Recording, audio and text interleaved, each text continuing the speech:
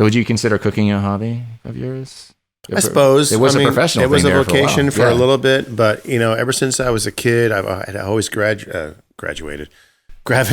to the kitchen because my mom was actually a really good cook, and she had to cook. Is. Yeah. Well, she doesn't cook a whole lot these days. Well, because you're here.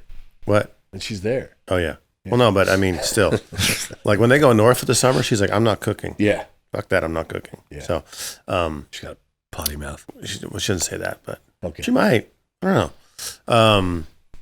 But growing up, I always gravitated to the kitchen to hang out with mom and kind of watch. And then when I got on my own, just cooking sort of came kind of natural. Like I had a lot of, trial and error kind of stuff, but it just is what I wanted to do. Mm-hmm. So that really big. I really like the history of American cinema, American film. So I'm not a full on cinephile, but I like, I went through the AFI. I went through 2 AFI lists, top 100 lists, and watched every movie on those lists if I hadn't seen them. So it's and AFI stands for American Film Institute. Okay. Yeah, if you go online to the AFI American Film Institute website, they have a bunch of lists like top 100 action movies or top 100 whatever, and the list changes every year because they add new films, get voted on, or older films get voted off or voted back on. So it's kind of fun to go through and see what you've seen and whatever. So one year I went through the entire list and watched every movie on that list. I'm big into I like tiki stuff. Yeah. You've seen The House, of course. So. Yeah. But I'm not, again, my hobbies are very much like, I don't want to say peripheral because I don't do a full deep dive into it. I don't make it part of my like life. Like some people do. Like some people are like people that go to like to the tiki conventions are just like, that's too much for me. I wouldn't even know there was such a thing. There's a bunch of them. Yes, I think there's a convention for dandruff there's a convention for everything. From lint. There's a Reddit too. From there's dryer lint. I think there's Tiki Con, and then there's I think it's called the Hukila. There's 2 big ones. But I don't have the patience to deal with it. Well, also think about your schedules too. We have the 3 of us right now in this room on this beautiful day, and we've sold our souls to rock and roll. In that we are. So let's say all this shit didn't happen. So right now we're in a van traveling for 3 weeks, 2.5 weeks.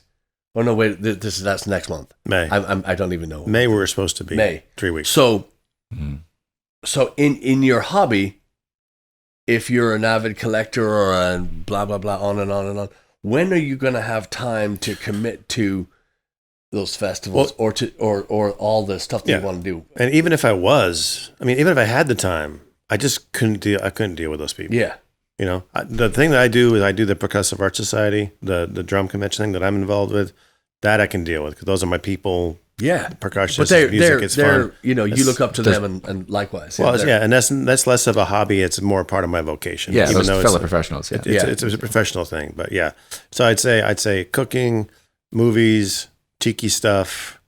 I like doing yard work when I can, but even then, it's music is not a hobby, but it's a vocation. So yeah. That's me, anyway. So what are your hobbies, Chad? Yeah, Chad? This is really a tough... We've talked about this on the show before, and it's a hard question for me to answer because I don't really think I've ever had a hobby. I mean, when I was a kid, I liked to draw, but there's so much, like you're saying, we're what'd you say, children of rock and roll or slaves of rock and roll, whatever? Sold our souls. We sold our soul. Yeah, so I... Pretty much everything I do, if I'm just not watching TV or a movie or something, if I'm on my computer... chances are I'm working on something related to the band. And that's one of the fun things about this is because I have so many different, I majored in media arts when I was in high school at HSPVA, High School for the Performing Visual Arts, a department that no longer exists, the media department. Anyway. Fame. Totally different. Yeah. Remember Fame? Yeah. Those are the funny things. That was a funny thing about the media department is that we didn't fit your stereotypical Fame, No, I know. It's easy. We were in the hallways with our notebooks and cameras and stuff. But you still have the leggings, the leg warmers. Yes. Yeah. Don't pan down. But, I've got a background in video production, which is one of the things I'm enjoying being able to play around with this stuff now. I've touched on, graphic design and web design and all that stuff. All that goes into the band. So there really isn't, if this wasn't related to the band, I could say maybe it was a hobby. I do have a keen interest in podcasting, but here we are doing a podcast for the band. So, I don't know. I think the last thing I mentioned when this question came up was poetry, because I used to study poetry. Creative writing was my major in college. Neat. And had I gone on to actually finish my degree, it was going to be English with a concentration in creative writing. I had declared that at U of H. And if I hadn't gone on to do this, chances are I probably would have gone back to grad school to study writing. So kind of a hobby, but also it was sort of an abandoned vocation, kind of like with your cooking thing. It was kind of something that I moved. Actually, it wasn't really the same thing because I never made money writing. So I actually I was heading in that direction at one point, and then I steered, changed direction. But poetry is something I would like to get back into again. I'm really, as far as reading, I'm really bad about reading now. I don't really read anymore. And have you read that Andy Partridge book I gave you? I've read some of it, yeah. Mm-hmm. But I didn't, yeah. I should probably just give it back to you now. No, I'm teasing. But yeah. With Judy your mother being such a good cook, how did that escape you? I'm just lazy. Oh, okay. My sister, I have an older brother. He's really good at grilling stuff. Like he loves to grill, even though he lives in Connecticut where it snows a bunch. But my sister, who I love to death, no skills in the kitchen. Like none. Like one day, she's like, come over to mom and dad's house. I'm making chili. I'm like, oh, awesome. She made chili. I get there and I can see all the Hormel cans stacked up next to the sink. I'm like, what the fuck is this all about? Yeah. And again, I hate to go back to Anthony Jeselnik, but there's a wonderful, wonderful, wonderful joke that Anthony does where he says, I don't have anything. Paraphrasing, of course. He says, I don't have any proof. I cannot say this with 100% certainty, but I think my sister's being abused, and because her cooking improved. So anyway, look. As soon as she got married, her cooking improved. Sorry, every time I hear that, I just so good. Anyway, so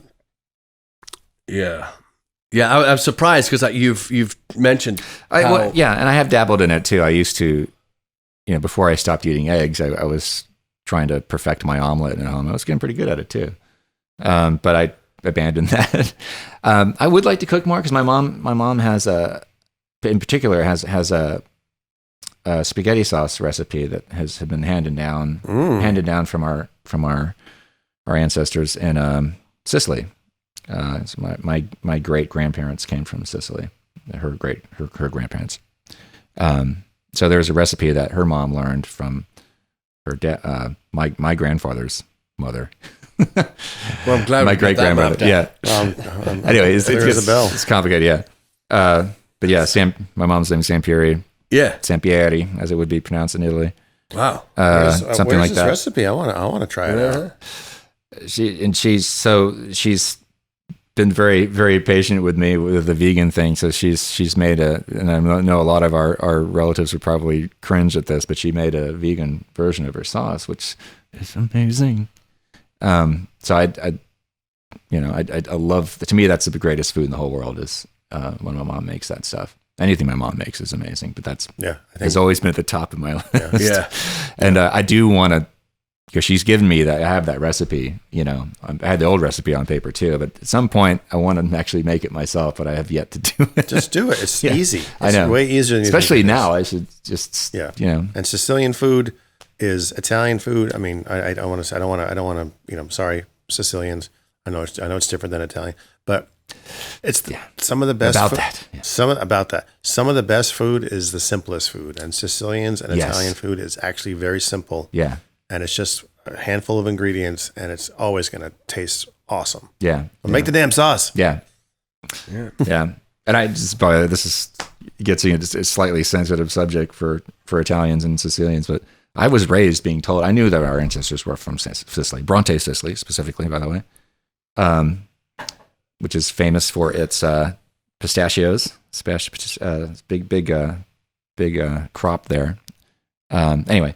You're nuts over there. But I was raised. I'd been crop. told when I was a kid growing up, yeah, you're part Italian. You know, your great grandparents came from Italy or from Sicily, but they're Italian. You know. So, but as I grew up and went out in the world, one of my first jobs was at Butero's Delicatessen here in Houston, which closed, I don't know, 10 years, Next to you, 12 years ago. Yeah. Making the sauce.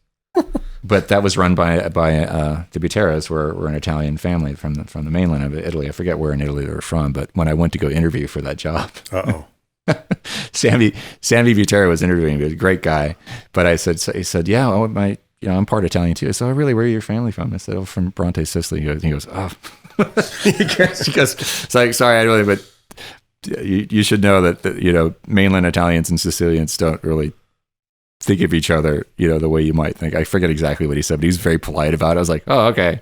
And there's later Dallas, Houston. Yeah, it's kind of, I guess, I don't know. I have no idea, but there was this again that happened later when we were playing in Washington, D.C. I forget the name of that pub. Was it Four Fields? The pub in D.C.? There are many. Carry on. But there was somebody there. We got into the same subject, and she found out I was from Bronte, or my ancestors from Bronte, Sicily. And she goes, "Oh, you're not even Italian." So I'm like, "Okay, fine." Yeah. I just dropped it. I'm Sicilian then. I'm part, there you go. I'm part Sicilian. Yeah. Fuck them. And I'm happy to say that if that's the way you guys want it. See, told you. Whoa. That was off camera, by the way. Told you they were different folks. Yeah. All right. Anyway.